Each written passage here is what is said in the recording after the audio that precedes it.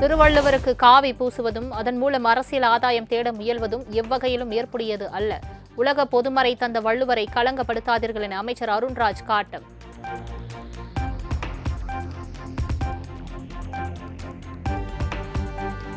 தமிழ்தாய் வாழ்த்தை பின்னுக்கு தள்ளுவது, திருவள்ளுவருக்கு காவி பூசுவது போன்ற ஆளுநரின் தமிழர் விரோத செயல்கள் கண்டிக்கத்தக்கது. காவிகளையும் அதனை திணிக்க முயலும் சனாதனிகளையும் தமிழர்கள் துளியும் ஏற்க மாட்டார்கள் என அமைச்சர் வன்னியரசு காட்டம்.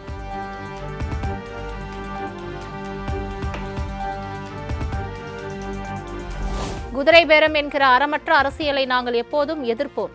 அதில் எங்களுக்கு உடன்பாடு இல்லை. சட்ட ஒழுங்கை பாதுகாப்பதில் கால அவகாசம் கூடாது எனவும் முதலமைச்சர் விஜய்க்கு இந்திய கம்யூனிஸ்ட் கட்சி மாநில செயலாளர் வீரபாண்டியன் வலியுறுத்தல்.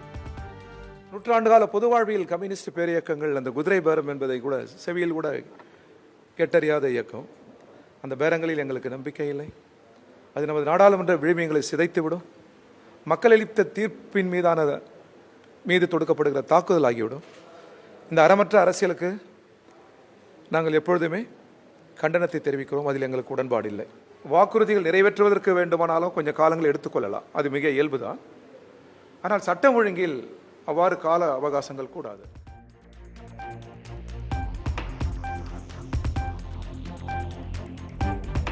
வள்ளுவரை வலது பக்கம் திருப்பும் ஆளுநரின் முயற்சியை சரித்திரம் மன்னிக்காது. இந்திய கம்யூனிஸ்ட் கட்சியின் மாநில செயலாளர் வீரபாண்டியன் கண்டனம். அது முறையல்ல. திருவள்ளுவர் தமிழ்குறு நல்லுலகின் குறியீடு, நீதிமறையின் குறியீடு. அதை வலது பக்கம் திருப்பும் முயற்சியில் ஆளுநர் ஈடுபடக்கூடாது.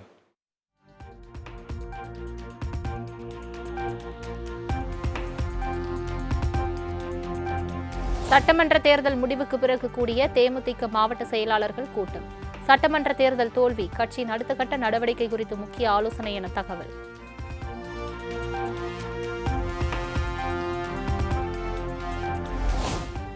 இரண்டாயிரத்து 13ஆம் ஆண்டில் தேமுதிகவிற்கு அதிமுக என்ன செய்ததோ அதுதான் தற்போது அதிமுகவுக்கும் நடக்கிறது. இதுதான் கர்மா என தேமுதிக பொதுச் செயலாளர் பிரேமலதா விஜயகாந்த் ஆவேசம். தேமுதிக என்ன செஞ்சாங்களோ இன்னைக்கு அப்படியே அவங்களுக்கு திரும்ப வந்திருக்கிறது. இதுதான் உண்மை. இதுதான் கர்மான்னு சொல்லுவாங்க. கர்மா என்று ஒன்று இருக்குல்ல, அதை யாரும் ஒன்றும் பண்ண முடியாது. அந்த கர்மா திருப்பி உங்களுக்கே வரும் என்பதற்கான உதாரணம் தான் இன்னைக்கு அதிமுகவின் நிலை. இது ஒட்டுமொத்த அதிமுகவினர் தேமுதிக நம்ம கூட இருக்கணும், தேமுதிக நம் தோழமை என்பதை அத்தனை பேரும் சொல்லும் போதும் அதை ஏற்றுக்காததின் விளைவு இன்னைக்கு அந்த கர்மாவை இன்னைக்கு அண்ணன் எடப்பாடியார் அவர்கள் அறுவடை செய்து கொண்டிருக்கிறார்.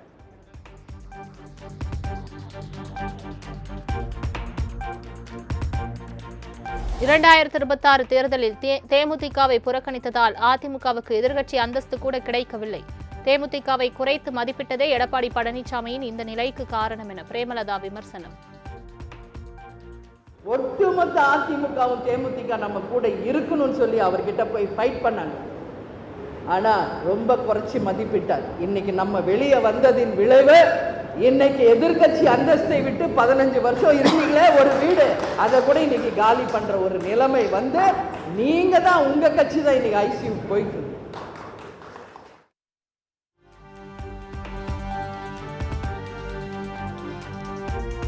பதவிக்கோ பணத்துக்கோ சோஃபா செட்டுக்கோ ஆசைப்படாத கட்சி தேமுதிக. மற்ற கட்சிகளைப் போல் அல்லாமல் கூட்டணிக்கு விசுவாசமாக தேமுதிக இருப்பதாக பிரேமலதா விஜயகாந்த் பேட்டி. எந்த சோஃபா செட்டுக்கோ பதவிக்கோ பணத்துக்கோ ஆசைப்படாமல் நாங்கள் இருக்கிற கூட்டணியை மதித்து இன்றைக்கும் நாங்கள் ஸ்ட்ராங்காக நிற்கிறோன்னு. யார் சோஃபா யார்கிட்ட போச்சோ அவங்கக்கிட்ட கேட்க வேண்டிய கேள்வி என்கிட்ட கேட்டிங்கன்னா எங்களுக்கு அதுக்கு பதில் இல்லை. எங்ககிட்ட இருக்கிறது இந்த சேர் தான்.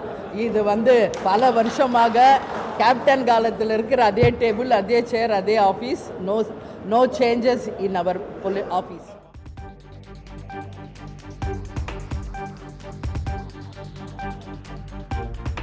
நீலகிரி, கோவை, திருப்பூர், திண்டுக்கல், தேனி, கரூர் உள்ளிட்ட மாவட்டங்களில் இன்று கனமழைக்கு வாய்ப்பு.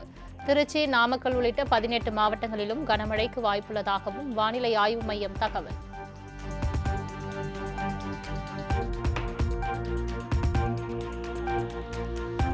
தருமபுரி, கிருஷ்ணகிரி, திருப்பத்தூர், வேலூர் மாவட்டங்களில் நாளை கனமழைக்கு வாய்ப்பு. ராணிப்பேட்டை, திருவண்ணாமலை உள்ளிட்ட 16 மாவட்டங்களிலும் நாளை கனமழை பெய்யக்கூடும் என வானிலை ஆய்வு மையம் கணிப்பு.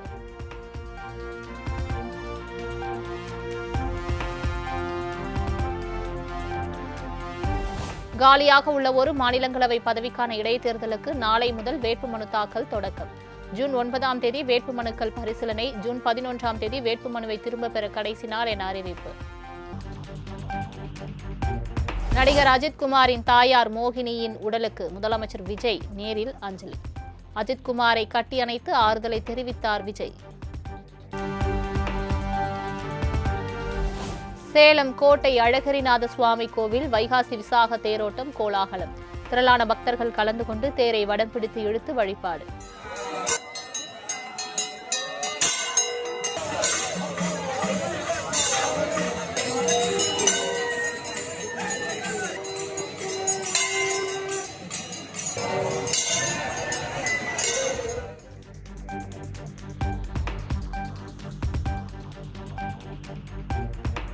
விடுமுறை தினத்தையொட்டி திருச்செந்தூர் சுப்பிரமணிய சுவாமி கோவிலில் குவிந்த பக்தர்கள். சுமார் 4 மணி நேரம் நீண்ட வரிசையில் காத்திருந்து சுவாமி தரிசனம்.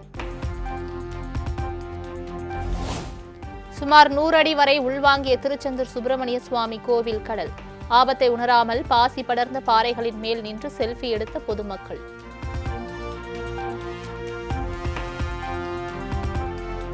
இருநூறு அடி தூரத்திற்கு உள்வாங்கிய ராமேஸ்வரம் அக்னி தீர்த்த கடல். பாறைகள் மற்றும் சாமி சிலைகள் வெளியே தெரிவதால் பக்தர்கள் அச்சம்.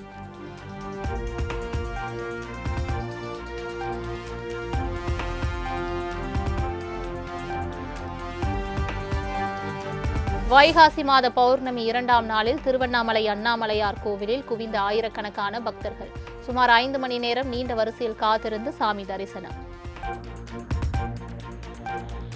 திருவண்ணாமலையில் விடிய விடிய கிரிவலம் சென்றுவிட்டு ஊருக்கு செல்வதற்காக ரயில் நிலையத்தில் அலைமோதிய பக்தர்கள். தங்கள் ஊர்களுக்கு செல்லும் ரயில்களில் ஒருவருக்கொருவர் முண்டியடித்துக் கொண்டு ஏறியதால் பரபரப்பு.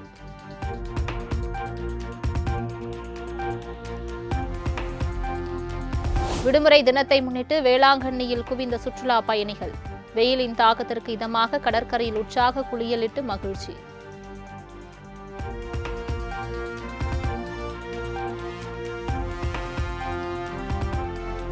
கோடை விடுமுறையை முன்னிட்டு திற்பரப்பு அருவியில் அலைமோதிய சுற்றுலா பயணிகள் கூட்டம். அருவியில் குடும்பத்தினருடன் குளித்தும் செல்ஃபி எடுத்தும் உற்சாகம்.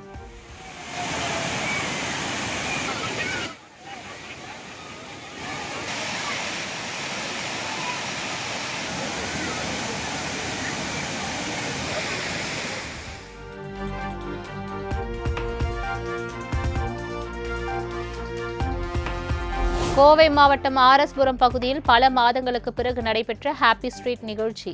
ஏராளமான இளைஞர்கள் மற்றும் இளம்பெண்கள் பங்கேற்று முதலமைச்சர் விஜய் பாடலுக்கு நடனமாடி உற்சாகம். கிருஷ்ணகிரி மாவட்டத்தில் தொடர் மழை காரணமாக கேஆர்பி அணைக்கு நீர்வரத்து அதிகரிப்பு. 3 மாவட்ட தென்பெண்ணை ஆற்றங்கரையோர மக்களுக்கு வெள்ள அபாய எச்சரிக்கை.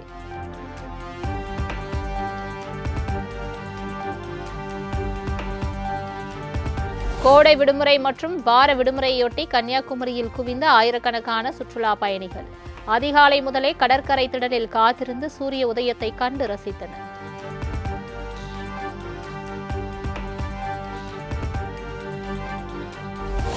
சென்னை செங்கல்பட்டு வழித்தடத்தில் இயங்கும் புறநகர் ரயில்களுக்கான புதிய அட்டவணை வெளியீடு. நாளை முதல் புதிய அட்டவணைப்படி ரயில்கள் இயக்கப்படும் என அறிவிப்பு. கிரீன் கார்டுக்கு விண்ணப்பிக்கும் அனைவரும் கட்டாயமாக தாய்நாட்டுக்கு திரும்ப வேண்டிய அவசியமில்லை. பெரும்பாலானோர் இங்கு இருந்தபடியே தங்களது விண்ணப்ப செயல்முறைகளை தொடர முடியும் என அமெரிக்கா விளக்கம்.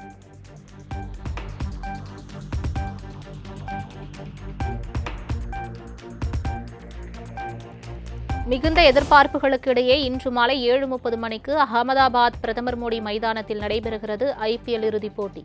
சம பலத்துடன் உள்ள பெங்களூரு, குஜராத் அணிகளில் யார் வெற்றி பெற்று கோப்பையை கைப்பற்றுவார்கள் என ரசிகர்கள் காத்திருப்பு.